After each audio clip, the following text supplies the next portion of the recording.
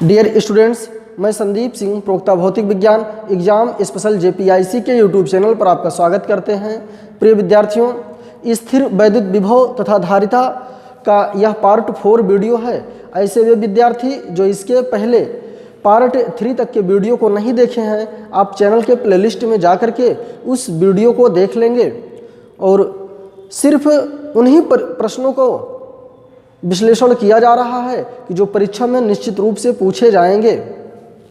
आइए प्रश्न नंबर 1 देखते हैं।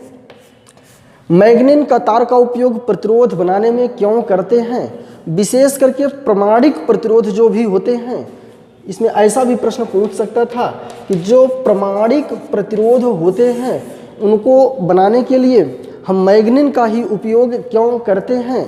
हम मैग्नीन का ही उपयोग क्यों करते हैं? देखिए, मैग्नीन का तार का उपयोग इसलिए किया जाता है क्योंकि जो मैग्नीन का तार होता है वो तापमान बदलने से उनका जो तार होता है वो बदलता नहीं है, मतलब तापमान से वो बदलता नहीं है। और दूसरी बात जो होती है कि वो उनकी जो मैग्नीन के तार की जो प्रतिरोधकता होती है उच्च प्रतिरोधकता होती है। इनकी जो प्रतिरोधकता होती है, इनकी जो प्रतिरोधकता होती है वो क्या होती है? उच्च होती है। इनकी जो प्रतिरोधकता क्या होती है? उच्च होती है। और टेम्परेचर के बढ़ने से इनके ऊपर, मतलब इन मैग्नीन के तार का कोई भी प्रभाव नहीं होता है।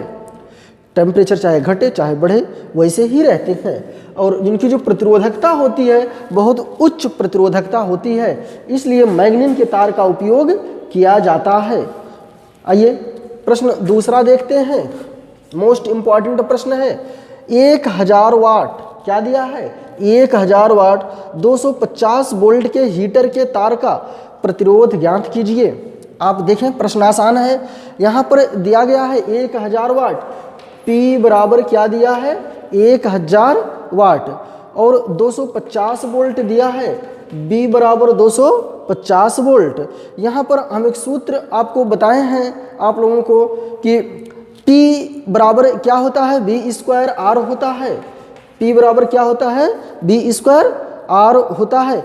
यहाँ से यदि आप R का मान ज्ञात करेंगे तो P बटे V², सॉरी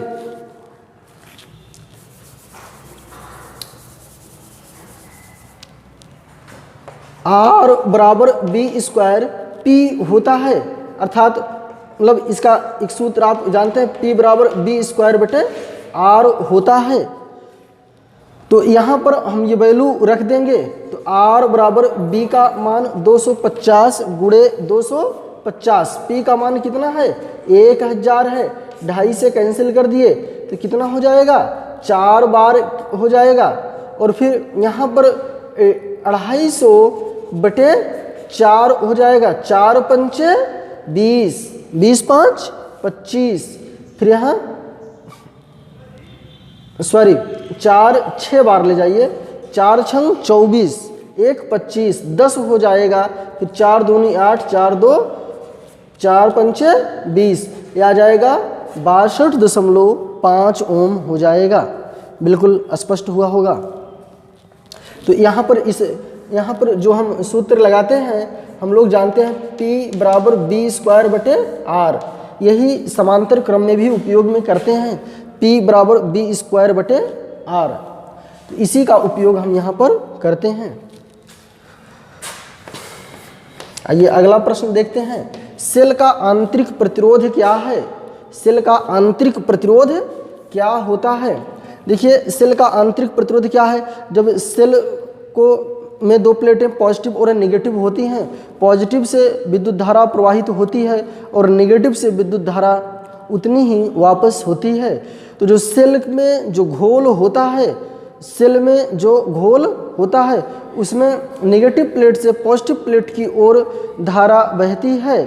उसमें जो घोल होते हैं ऋण प्लेट से धन प्लेट की ओर धारा बहती है, और वही जो घोल होता है उसके धारा बहने में अवरोध उत्पन्न करता है। उसी को क्या कहते हैं? आंतरिक प्रतिरोध कहते हैं। उसी को क्या कहते हैं? आंतरिक प्रतिरोध कहते हैं। अगला प्रश्न देखते हैं, एक सेल का विद्युत वाहक बल 2 वोल्ट है। एक कोई सेल है जिसका विद्युत वाहक बल इलेक्ट्रोमोटिव फोर्स 2 वोल्ट दिया गया है। तो इस कथन से का क्या अर्थ है? देखिए, जब कोई भी विद्युत वाहक बल दिया गया है, मान लीजिए 2 वोल्ट है, 5 वोल्ट है, 10 वोल्ट है, जो भी दिया गया है, तो यहाँ पर क्या होगा, जब उसको हम परिपथ से जोड़ देंगे तो परिपथ से जोड़ने के पश्चात अर्थात उस परिपथ में 2 वोल्ट की धारा प्रवाहित होगी। कितने की? 2 वोल्ट की ऊर्जा उसमें 2 वोल्ट की ऊर्जा प्रवाहित होगी। 2 वोल्ट की ही ऊर्जा प्रवाहित होगी। जितना विद्युत वाहक बल होगा उतने वोल्ट की ऊर्जा उसको प्राप्त होगी जब उसको हम परिपथ से जोड़ देंगे। उम्मीद करते हैं कि ये पूरा प्रश्न समझ में आ गया होगा। अगला प्रश्न देखते हैं, मोस्ट इंपॉर्टेंट प्रश्न है। 8 ओम के मोटे तार को खींचकर इसकी लंबाई 2 गुनी कर दी जाती है, तो तार का नया प्रतिरोध क्या होगा?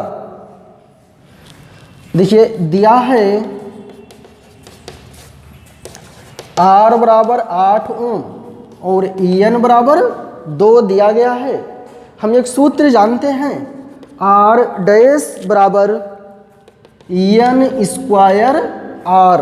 तो यहाँ 2 दूनी 2 का स्क्वायर हो जाएगा, 2 दूनी 4, 8 चौक 32 ओम हो जाएगा। देखिए, ये 8 ओम था, तो यहाँ 2 दूनी 4, 8 चौक 32 ओम नया प्रतिरोध हो जाएगा। हम उम्मीद करते हैं कि सेशन आपके लिए बेहद महत्वपूर्ण साबित होगा।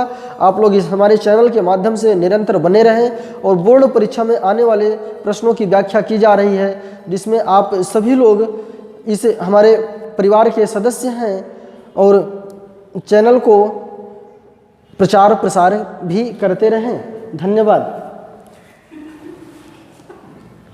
तो यार